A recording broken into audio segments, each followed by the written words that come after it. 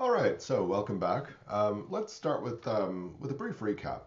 What are we trying to do? The basic plot is we have some population. Population, in other words, something that we sample from, and the results that we get are some numbers. We want to predict these numbers or understand where they're coming from. So the idea is this is coming from some unknown probability distribution, which we typically will know something about, but will be missing a fair amount of information about as well. This population will be described by some probability distribution.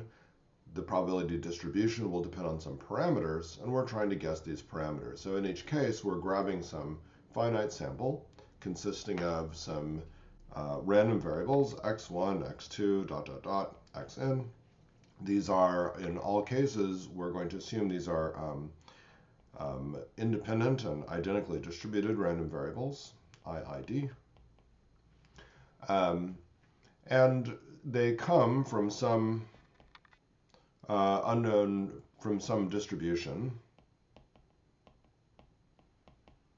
which is described by, let's say, for example, a probability density function, f of x, depending on some parameter or parameters. I'll just write theta right now.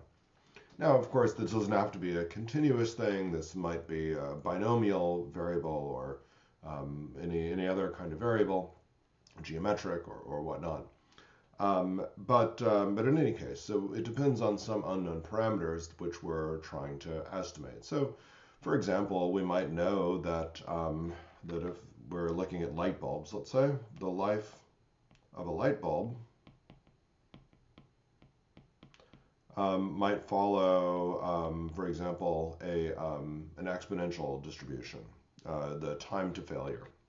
Okay. Exponential distribution. So, f of x is lambda e to the minus lambda. We know this general shape because, let's say, we know about light bulbs, and this is our understanding. But we might not know for a particular brand of light bulbs what this number lambda is, and we might then want to estimate it. So in general, the goal is we take some samples, we examine some light bulbs, see how long they last, and then we try to guess the parameter lambda, and we'd like to have some feeling for how good our guessing is. All right.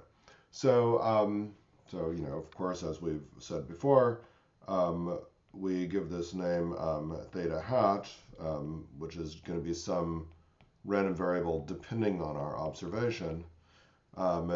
We're going to be trying to think of these variables theta hat, which are going to be estimating the value of theta. This is called an estimator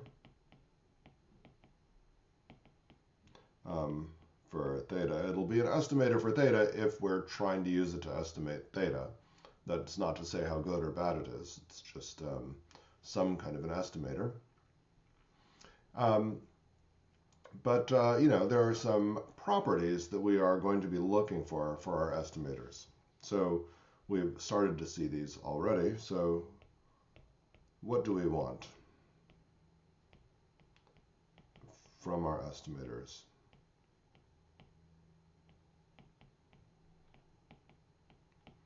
So thing number one that we want is we want it to be unbiased. This is a good property to have.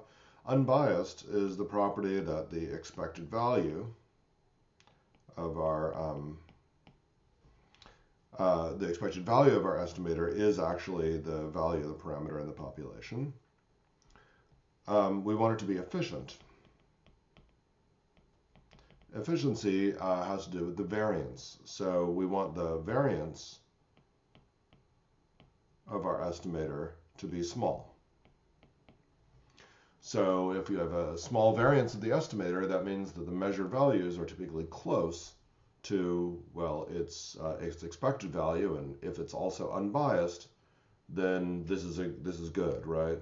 These things together is a good start.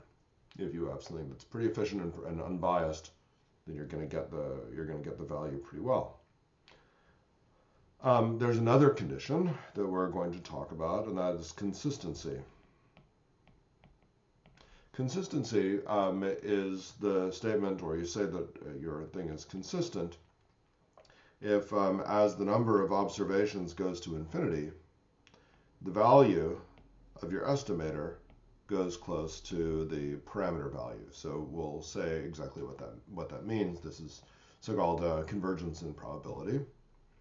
And finally, there's the notion of sufficiency. An estimator is sufficient if, well, colloquially speaking, we're not going to get any additional information about our parameter from some other function of the xi's. So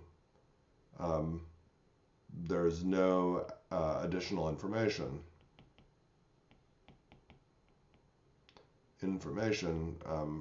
from the xi's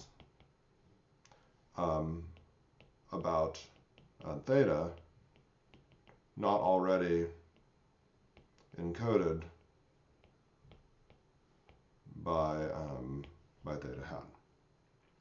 All right, so we've seen the first couple of these already, so these two we've done. So today let's go ahead and start with consistency. So to talk about consistency, we first need to talk about convergence in measure. So let's start with that definition. So suppose we're given a sequence of random variables, let's call them x of n, and a random variable x. We say that the xn's converge in probability to x if for all epsilon greater than 0, if we look at the probability that these things differ by no more than epsilon, then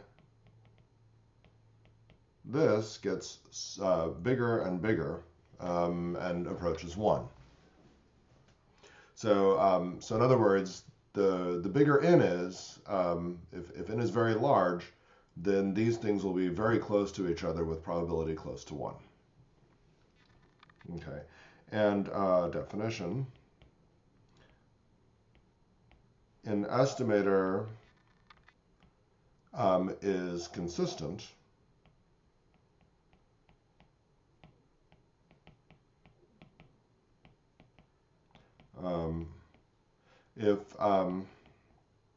if it converges to the parameter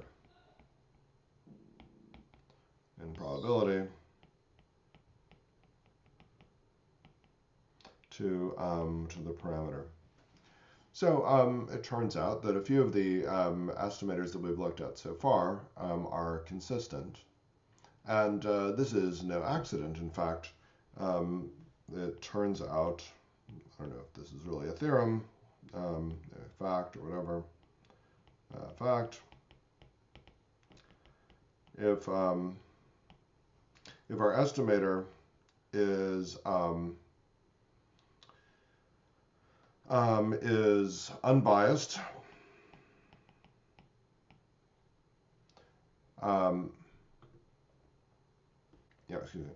if an estimator is unbiased, and if the variance of that estimator goes to 0, as n goes to infinity, then theta hat is a consistent estimator. Right. So Chebyshev tells us that for any given random variable, the probability that the random variable differs by its mean by, I don't know, k standard deviations is at least 1 minus 1 over k squared. Okay.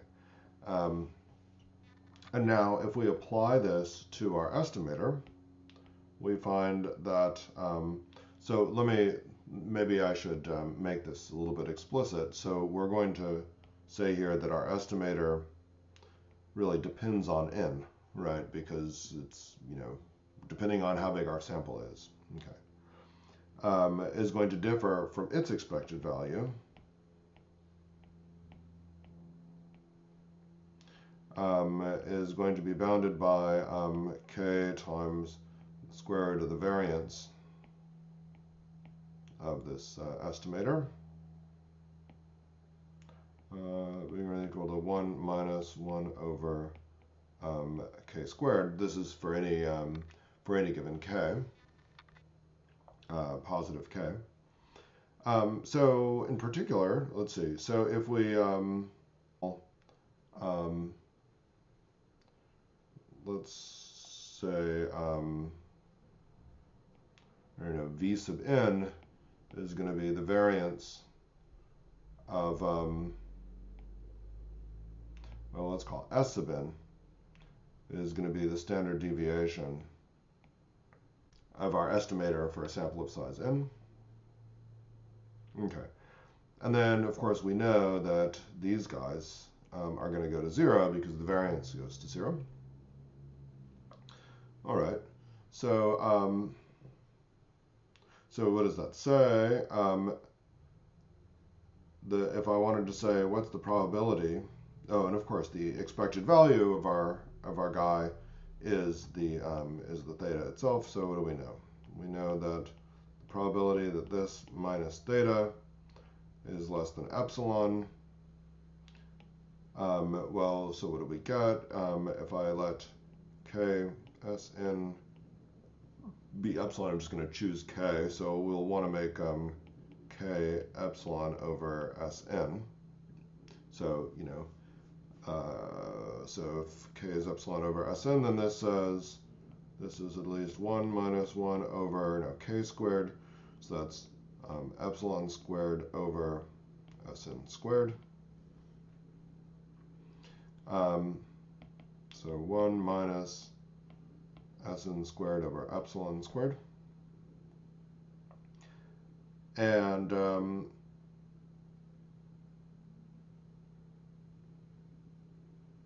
yeah, and so for any given epsilon, what do we see? We see that if I take the limit as n goes to infinity of this guy,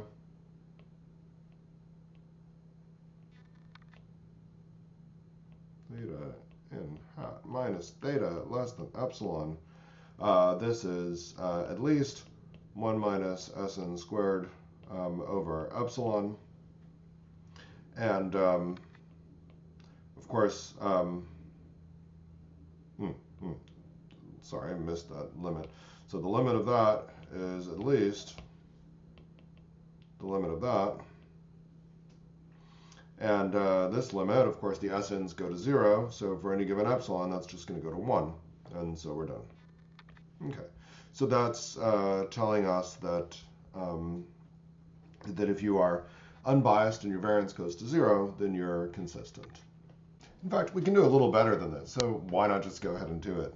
So we just showed that if you have an unbiased estimator whose variance goes to 0, then it's going to be consistent.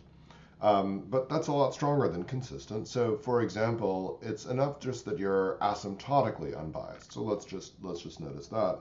So in fact, if you have an estimator which is asymptotically unbiased,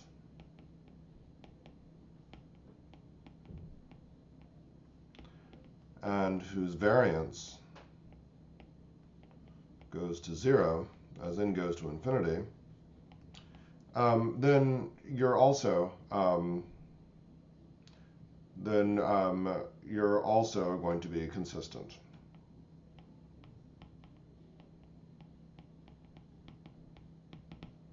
So maybe I won't do that entirely. Let me just start doing it. So let me begin.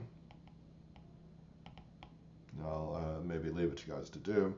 So what do we want to do? We want to estimate this probability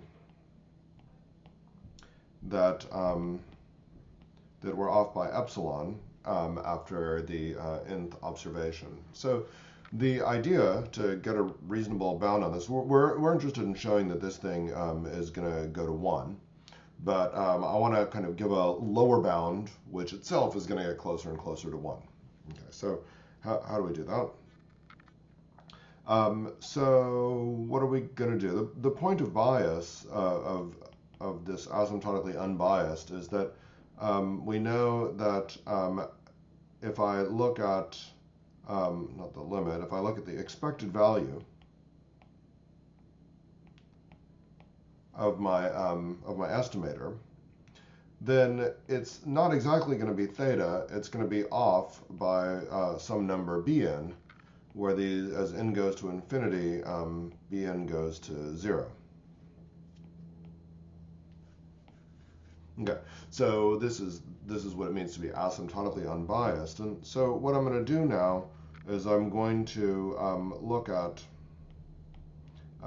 this difference, which is hard to deal with, and reformulate it in terms of my bias, which is easier to deal with. So I'm going to add and subtract the bias into there. Now, by doing that, I get that this is less than or equal to this minus bn plus bn. This is the triangle inequality. And so now what do we see? So this thing, we can essentially make the same argument as we did earlier. The point is like this thing plays the role of that the parameter played before. This theta hat, instead of converging to theta, now converges to theta minus bn, which is just fine. Or I'm sorry, the expected value, excuse me, the expected value isn't theta, the expected value is theta minus bn, so it just behaves just right. And we're off by this factor, but that factor goes to 0.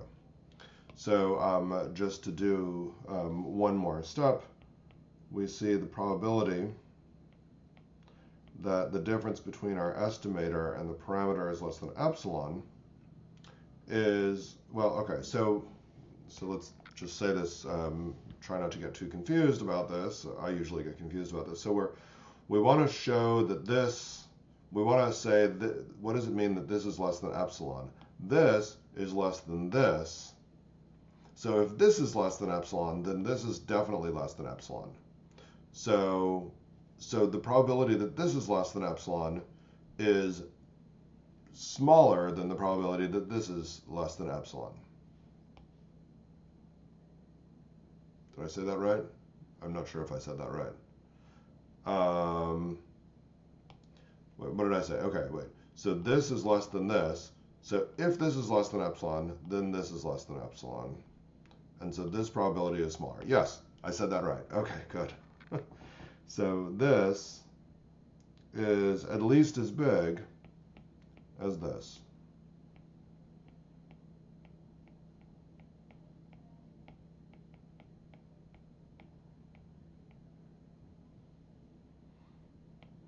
Okay. And then, for example, that's at least as big as the probability. I mean, one way that that could happen would be that this is less than epsilon and bn is less than epsilon over 2. Let's just say. Okay, whatever. I'm not gonna keep going, but you can keep going and you can finish that off and show that if you're asymptotically unbiased, the variance goes to 0, then you're actually consistent. So, but what's the difference between this consistency and the asymptotically unbiased variance going to 0? Well, it's a little bit subtle. But you know the punchline is something like as follows. I mean, to be consistent, you want to know that to be consistent, right? You really need to know that your estimator is going to be close to this value with high probability. Now, that means that it might like go and get other values that are maybe very large with small probability that are kind of far off with smaller probability. That could happen as long as most of the time you're close to the parameter of interest. So, I'm gonna make a bad picture, but like an estimator, which like for small n is kind of close to where it's supposed to be, and then as n gets bigger, it kind of can jump a little bit, but it's with high probability over here, and then further in, with very high probability it's over here, but occasionally it's over there, etc. Then you can, what you can do if you play your cards right, you'll get something which is not asymptotically unbiased, because these values over to the right skew the expected values a little bit over to the right, but which is still consistent in that with high probability you're going to be close to the correct value.